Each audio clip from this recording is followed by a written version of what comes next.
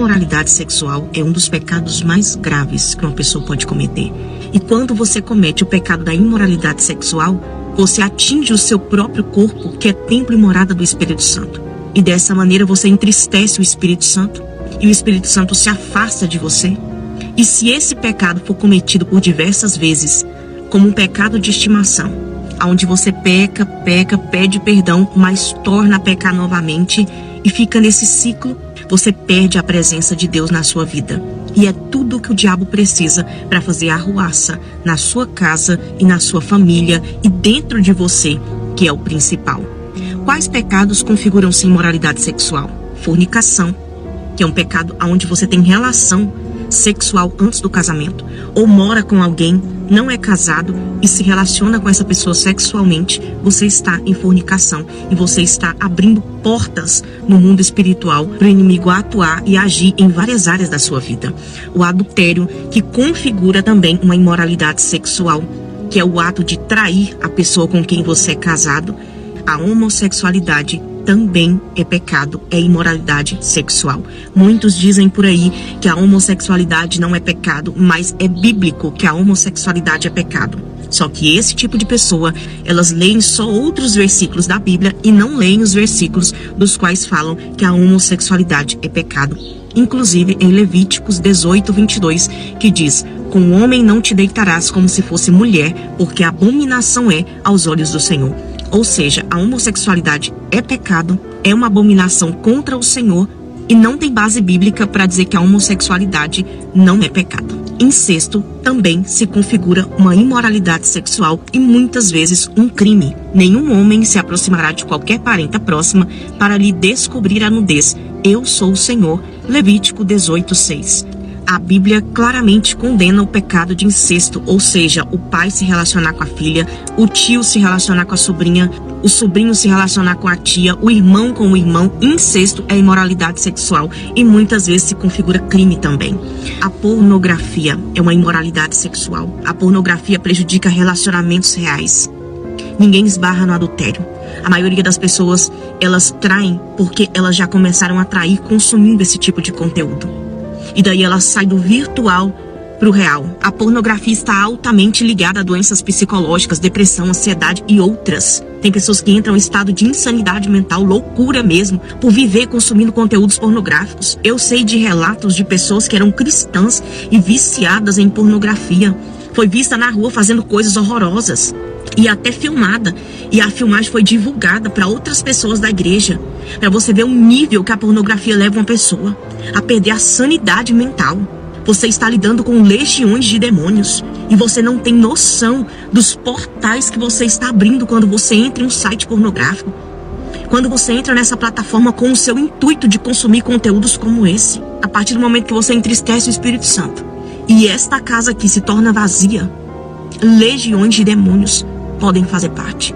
Legiões de demônios podem entrar, porque existe uma legalidade.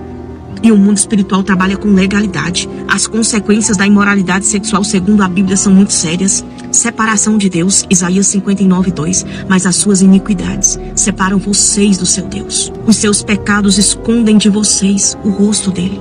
E por isso ele não os ouvirá. Tá aí um dos motivos de muitas orações não serem ouvidas. Pecados confessados e não arrependidos. Ou até mesmo esses pecados de estimação. Arrepende e volta a pecar.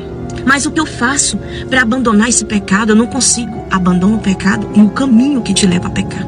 Se você não pode com tal coisa, tira da sua vida completamente. Se as redes sociais te fazem pecar, anula todas elas. A Bíblia diz que se um dos teus olhos te fazem pecar, arranca e joga fora. É melhor entrar na vida só com um olho do que com os dois e ir pro inferno. Entende que é necessário você retirar. Deus não chamou você para resistir o pecado. Eu vou ficar aqui porque eu tenho que resistir. O pecado você precisa fugir. E isso você vê na história de José, quando ele foge da mulher de Potifar. Se você ficar sozinho e te leva a pecar, vai caçar alguma coisa para você fazer. Vai se ocupar com alguma coisa. Mente vazia é oficina do diabo. Tudo que te leva a pecar, evita o máximo que você puder, até que você vença isso completamente. Porque as consequências da imoralidade sexual são muitas. E uma delas é as suas orações não ser ouvidas. Muitas vezes você ora, mas aí as suas orações não sobem, não passam nem do teto da sua casa. a perda do reino de Deus. Em 1 Coríntios 6, 9 e 10 diz: não sabeis que os injustos não herdarão o reino de Deus? Não vos enganeis, nem os impuros. Quem comete imoralidade sexual torna o seu corpo impuro. Nem os idólatras, nem os adúlteros, nem os efeminados e nem os sodomitas. A palavra em 1 Coríntios 6 diz claramente: não vos enganeis. Não deixem o diabo vos enganar, porque essas pessoas que estão impuras, idólatras, adúlteras, efeminados, homossexuais, não herdarão o reino dos céus, se não se arrepender. E o arrependimento parte de deixar o pecado. Não adianta se arrepender e continuar pecando. É necessário abandonar, deixar o pecado e seguir com Cristo, porque quem comete tais atos não herdarão o reino dos céus. Não herdarão o reino dos céus. As consequências são muitas. As consequências são muitas. Efésios 4,19. Tendo perdido a sensibilidade, eles se entregaram à depravação, cometendo com avidez desejos insaciáveis, ambição desmedida, cobiça e toda espécie de impureza. O pecado sexual pode endurecer os nossos corações e nos afastar ainda mais de Deus, nos tornar insensíveis ao Espírito Santo. Adoramos e muitas vezes não nos sentimos tocados pelo Espírito Santo. Oramos e não sentimos nada. As coisas do céu não nos comovem mais. Ouvir uma pregação não mexe mais com o nosso coração, não comove mais o nosso coração. Nos tornamos insensíveis à voz de Deus. Não ouvimos a voz de Deus mais. Não ouvimos Deus falar conosco mais. E assim cria-se um abismo gerado pelo pecado entre Deus e nós. E isso é muito sério. Mas o que fazer? 1 Tessalonicenses capítulo 4, versículo 3 ao 4. Porque esta é a vontade de Deus, a vossa santificação, a nossa santificação. Que vos abstenhais. Evite. Renuncie. Afaste-se da prostituição, que cada um de vós saiba possuir o seu vaso em santificação e honra. O que configura esse vaso na palavra de Deus? O nosso corpo, a nossa alma, o nosso espírito. Somos vasos na presença de Deus e é da vontade de Deus que estejamos em santificação, matando a nossa carne e fugindo das inclinações dela. Porque uma pessoa que vive nas inclinações da carne, de pecado em pecado, esta pessoa não está nem de perto e nem de longe cogitando as coisas do Senhor. Ela não sente vontade de orar, ela não sente vontade de adorar, ela não sente vontade de cultuar a Deus, ela não sente vontade de nada, porque todas as suas inclinações são da carne. Muitas vezes você pode olhar e falar assim: nossa, mas eu tô tão sem força para orar, eu tô tão sem força para fazer alguma coisa para Deus.